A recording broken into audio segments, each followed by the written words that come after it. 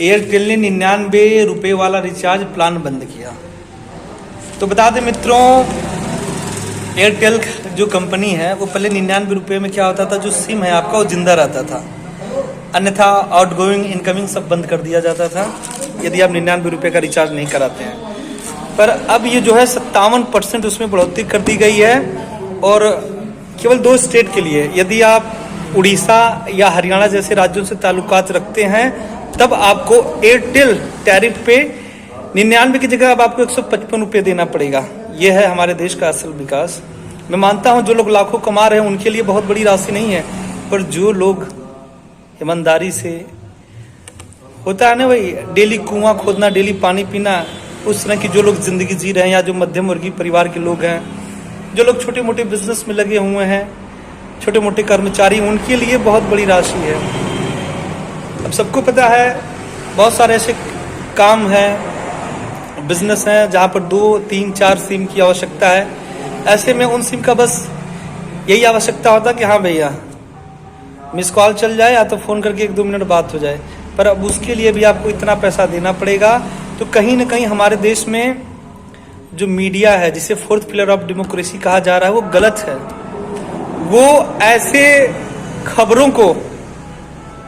खबरों को दिन भर चला रही है जिनका भारत के विकास से कोई लेना देना ही नहीं है। लगता कि असल में जो भारत जैसे देश के जो असल मुद्दे हैं, रोजगार है, शिक्षा है, स्वास्थ्य है, महंगाई है, इससे सरकार भटक गई, या फिर हमारा ध्यान भटकाने का प्रयास कर रही है, जो कि पूरी तरह से गलत है।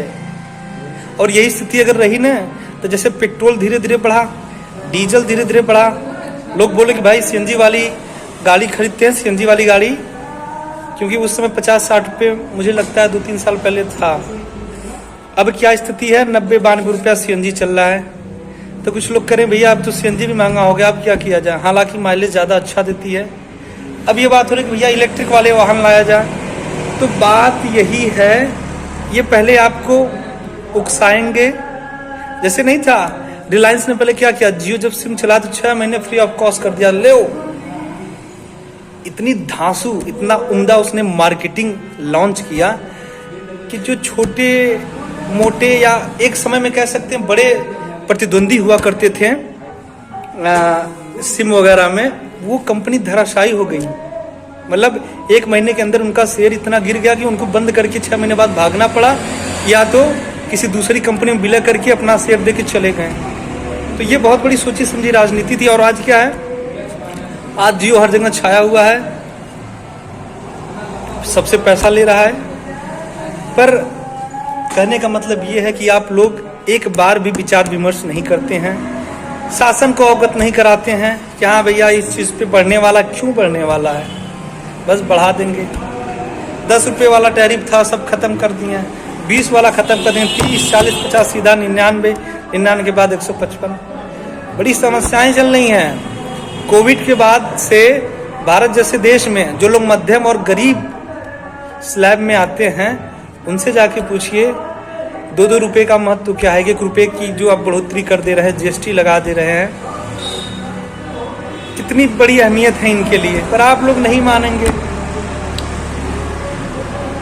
ऐसी समस्याएं चल रही हैं। आप देख रहे हैं कि पिछले कई दिनों से जिस प्रकार से आसिफ पूनावाला और श्रद्धा वालकर का मुद्दा उठाया गया है, मैं मानता हूं कि किसी भी समाज के लिए इस तरह की जो घिनौनी हरकतें की गई आसिफ के द्वारा, लिव इन रिलेशनशिप में रह रहा था, एक महिला, जो महिला थी उसकी मित्र थी, उसके बाद उसके वो 35 टुकड़े करता है, उसके शरीर के टुकड़ों को 1 महीने के अंदर ठिकाने पर लगाता है, चीज़ें हैं।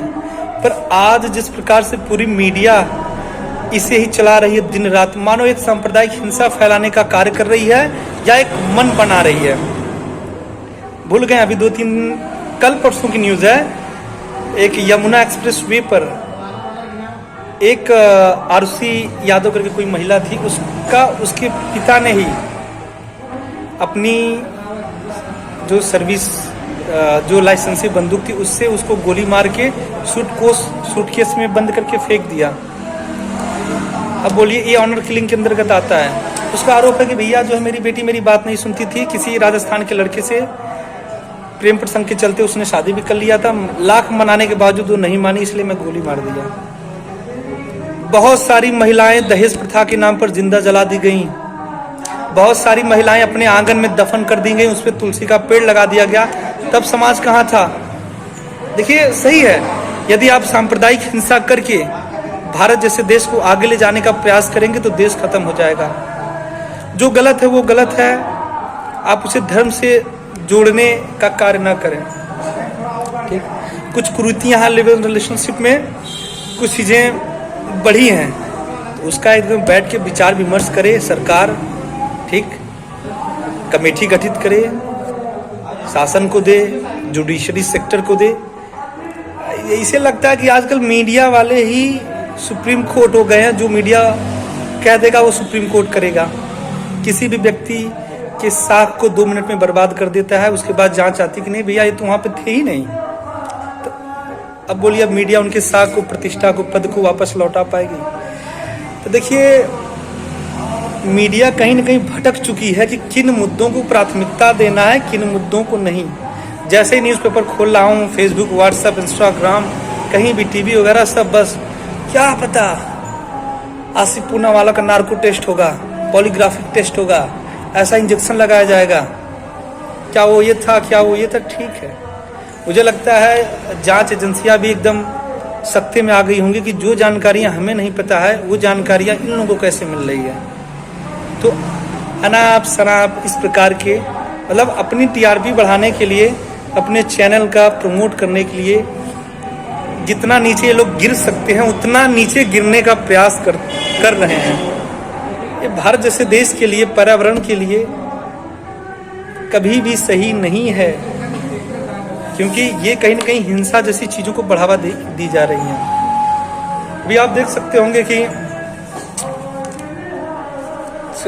ईरान में जो समस्याएं चल रही इस समय ड्रेस कोड के ऊपर, एक 22 वर्षीय युवती मरियम करके कोई नाम था, उसकी हत्या कर दी जाती है। वहाँ के जो सिक्योरिटी है, जैसे यहाँ पुलिस होती है वहाँ भी पुलिस होती है, तो वहाँ पे अलग ड्रेस कोड बना हुआ है। यदि आप हिजाब में हैं, जो महिलाएं अपना चेहरा ढकने के लिए जिस वस्त्र का प्रयोग करती हैं उसे हिजाब बोलते हैं, तो हल्का सा थोड़ा सा उसका चेहरा उस नकाब से नहीं ढका था, हट गया। उसके बाद इतनी बुरी तरह से, निर्मम तरीके से यातना देकर जिस प्रकार से उस महिला का हत्या कर दिया गया, आज वो स्थिति है कि ईरान में चारों तरफ महिलाएं प्रदर्शन के रूप में रोड पे खड़ी होकर प्रदर्शन कर रही हैं। कहने का मतलब ये है कि क्या वो स्थिति आप भारत जैसे देश में बनाना चाहते हैं? अभी 4-5 महीने पहले कर्नाटक या तमिलनाडु साइड ऐसा बहस चला था। तो सही है, पर धार्मिक रंग मत दीजिए समाज में। किसी प्रकार का यदि आपको विकास करना है, समाज में बदलाव करना है, तो धार्मिक यदि और जाति संबंधित यदि आप किसी चीज़ को इम्पोज करेंगे तो स्थिति और विकराल होगी, बिगड़ेगी, वो चीज़ कभी बनेगी नहीं। तो निवेदन है मेरा उन तमाम मीडिया कर्मियों से, उन पत्रकारों से, उन सामाजिक श्रोताओं से, सामाजिक कार्यकर्ता से, कि आप सही चीज़ों को परोसें और कभी भी प्रयास करें कि जाति से संबंधित, धर्म से संबंधित चीज़ें न होने पाएं। अरे सही चीज़ों को उठाइए आप लोग। देश में बहुत सारी समस्याएं हैं, गरीबी है, भूखमरी है, इन चीज़ें को नहीं उठा सकते। जब पेट में नहीं रहेगा दाना तो कहाँ से कुछ आएगा? तो मेन जो होना चाहिए उस पर फोकस करिए। रोजगार है कहीं? मैं सरकार को क्रिटिसाइज नहीं कर रहा हूँ, कभी कभार ये मीडिया कर्मी जो सरकार को भी भ्रमित कर दिए हैं। सरकार समझ नहीं पा रही कि किन मुद्दों को पहले आगे किया जाए। पहले रोजगार लेके चला जाए, कोई स्कीम बनाया जाए, कि पहले जो भी समस्याएं करंट में चल रही हैं, कहीं रेप चल रहा है तो कहीं मर्डर चल रहा है, कहीं भ्रष्टाचार चल रहा है, किसको लेकर चला जाए। तो आज इतना ही, नमस्कार, धन्यवाद।